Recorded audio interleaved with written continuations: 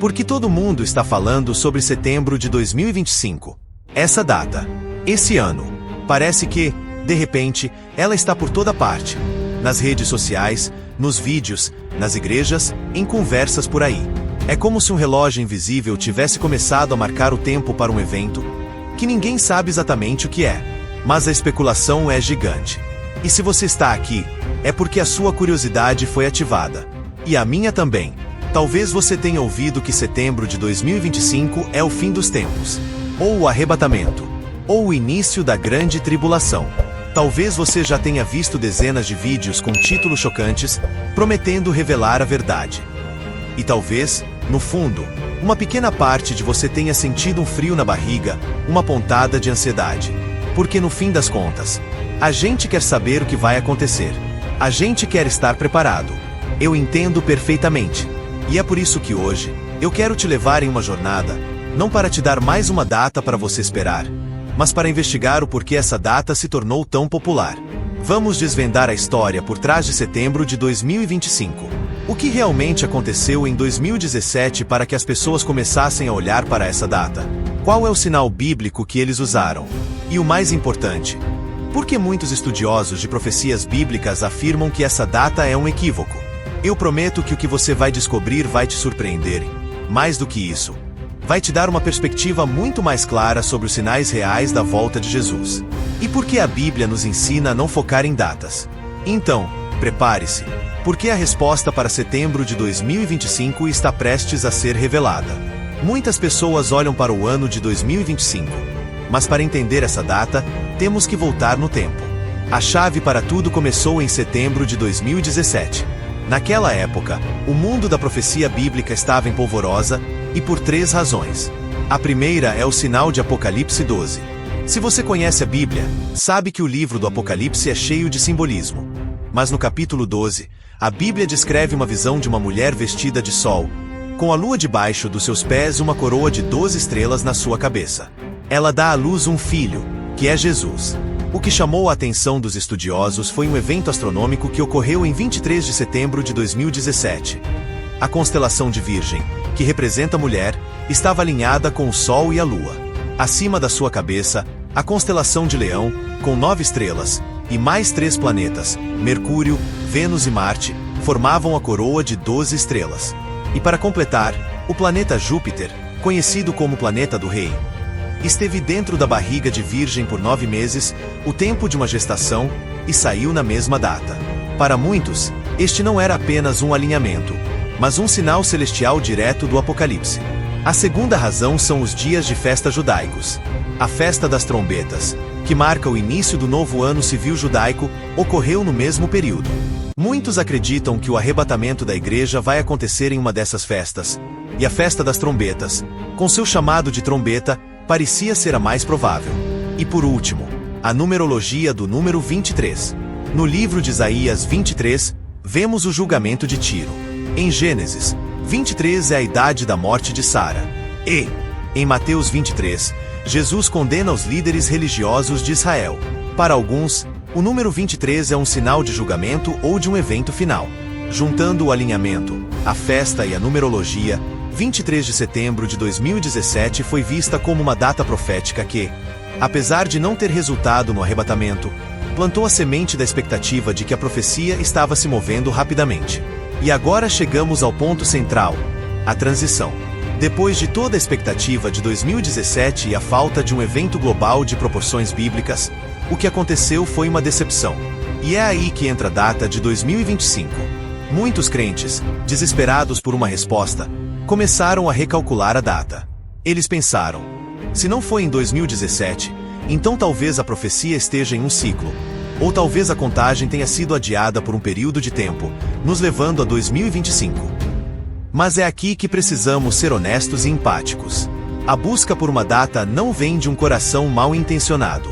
Ela vem de uma profunda esperança e de um anseio sincero pela volta de Jesus.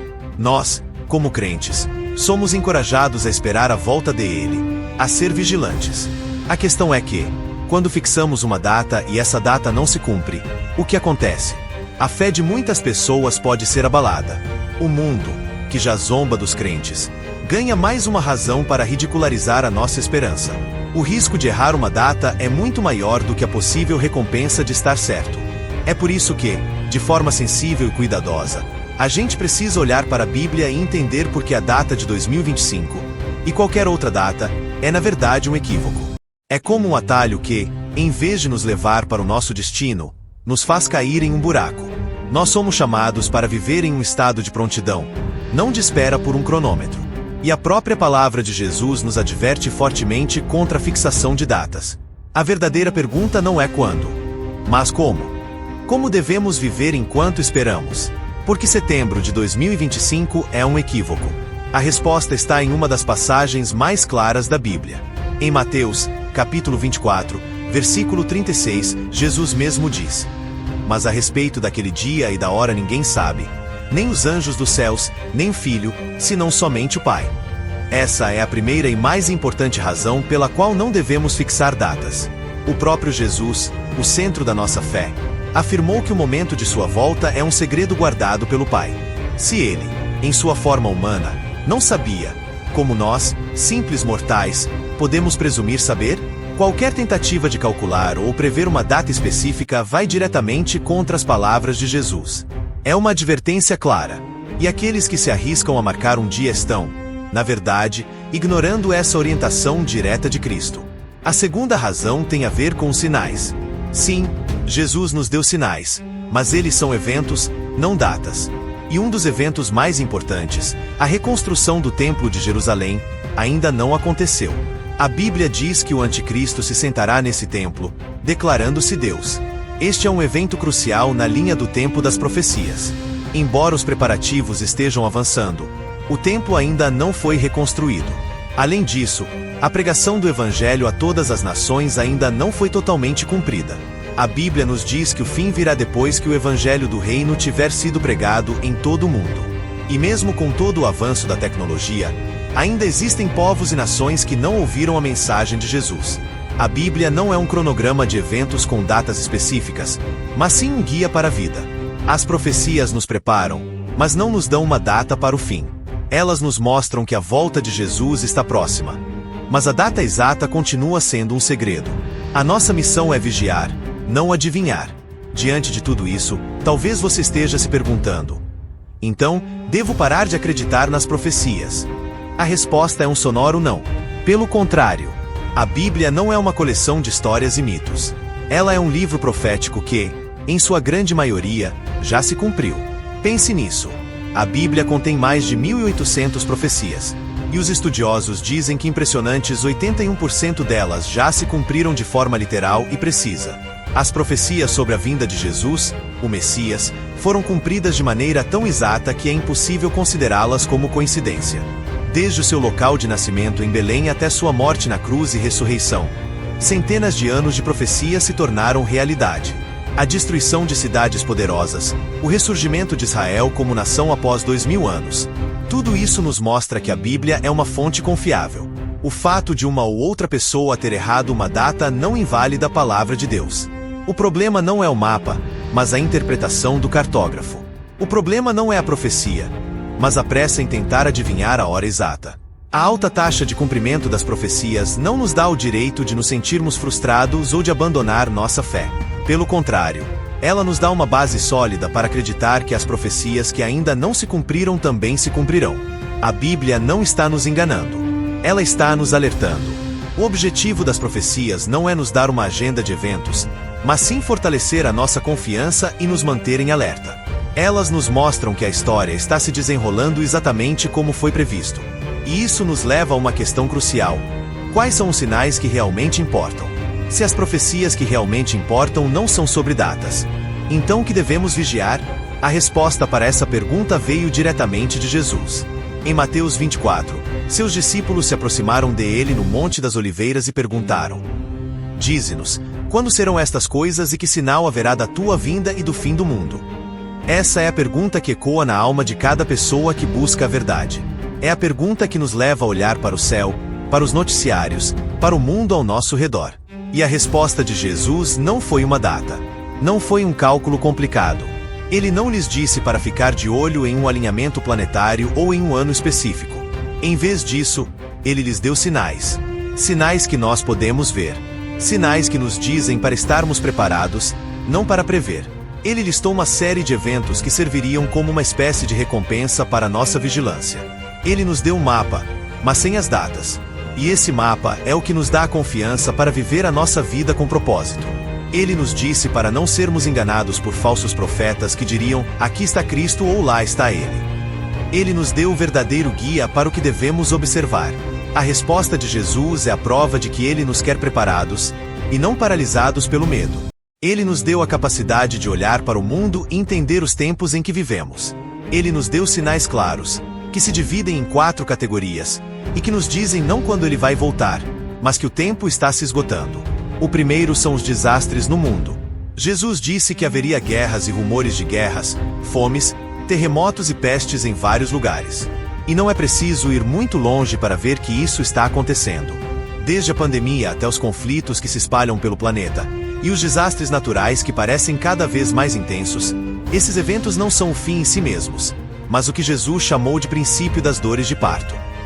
Assim como as dores de parto se tornam mais frequentes e mais fortes à medida que o nascimento se aproxima, esses eventos nos mostram que a volta de Jesus está cada vez mais próxima.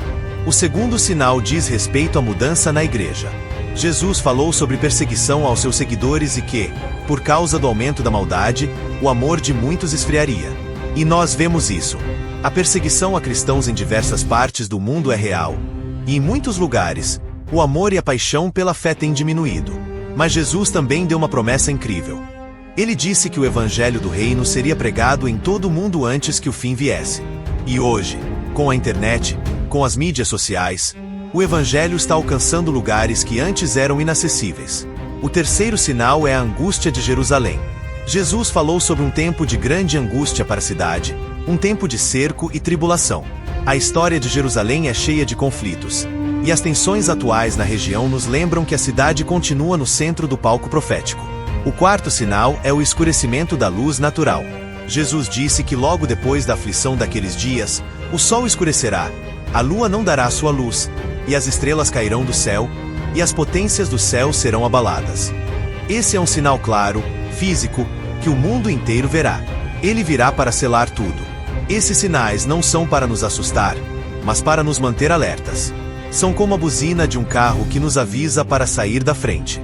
Eles nos dizem que o tempo está se esgotando, e que a nossa responsabilidade não é saber a data, mas sim viver de uma forma que reflita essa urgência.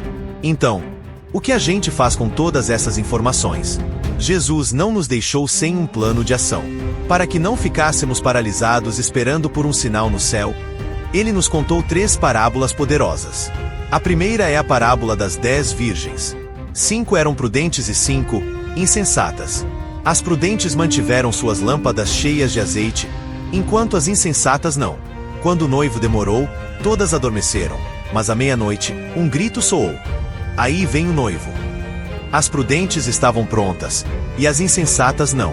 Essa história nos ensina que a vigilância não é sobre o quão alto você grita, mas sobre o quão cheia está a sua lâmpada.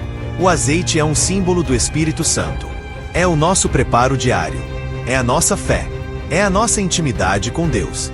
A pergunta não é se o noivo vai voltar, mas se a nossa lâmpada estará cheia quando ele o fizer. A segunda é a parábola dos talentos.